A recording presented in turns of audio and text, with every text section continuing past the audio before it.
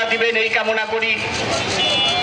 শহীদদের প্রতি শ্রদ্ধা জানিয়ে এই 5ই আগস্টে যারা পঙ্গুত্ব বরণ করেছেন তাদের জন্য আল্লাহর কাছে কায় মনোবাক্যে কামনা করি, দোয়া করি তারা যাতে অতি দ্রুত সুস্থ হয়ে যায়।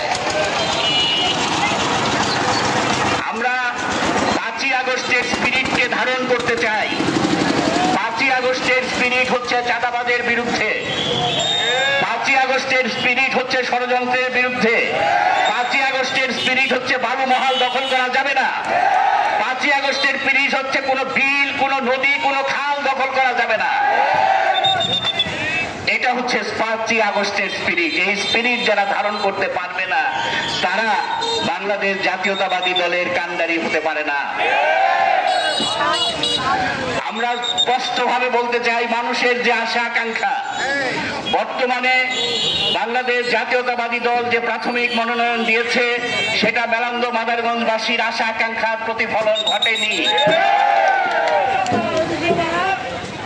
আমরা বাংলাদেশের জাতীয়তাবাদী দলকে অনুরোধ করতে চাই, মেলান্দ মাদারগঞ্জের মানুষের আশা আকাঙ্ক্ষার দিকে তাকান, তাদের মনের কথা পড়ুন, তাদের হৃদয়ের কথা জানুন, তারা কি চায়। এবং আমি গত 1 তারিখে বাংলাদেশ জাতীয়তাবাদী দলের কাছে প্রার্থিতা চেয়েছি। যদি বাংলাদেশ জাতীয়তাবাদী দল আমাকে যদি মনোনয়ন দেয় আমি আপনাদের খেদমতগার হিসেবে থাকবো ইনশাআল্লাহ। আপনারা এই প্রশ্ন আসতে পারে যে আমরা যদি থাকি তাহলে কিভাবে কি হবে। আমি যুবক ভাইদেরকে বলতে চাই, আমরা প্রথমেই যুবক ভাইদের কর্মসংস্থানের ব্যবস্থা করব দেশে এবং বিদেশে। আমরা অসুস্থ নারী পুরুষের চিকিৎসার ব্যবস্থা করব। আমরা বৃদ্ধ নারী পুরুষের সংস্থানের ব্যবস্থা করব।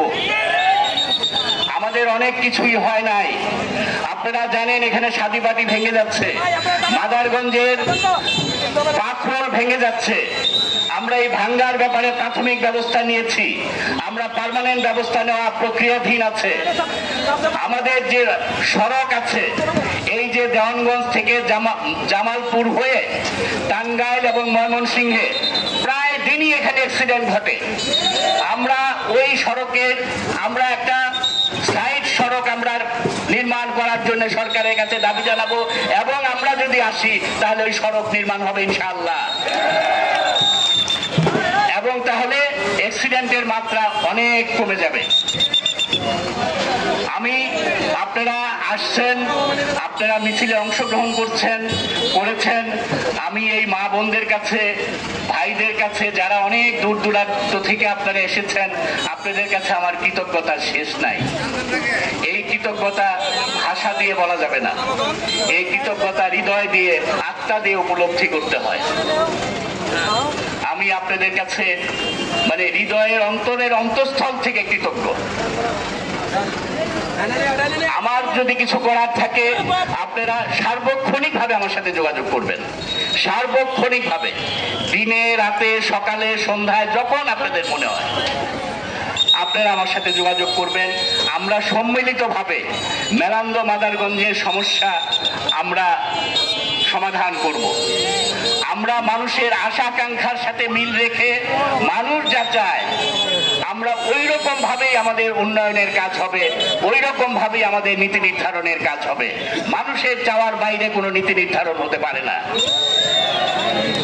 মানুষ চাবে ওইটাই নীতি, মানুষ চাবে ওইভাবেই নীতি নির্ধারণ হবে।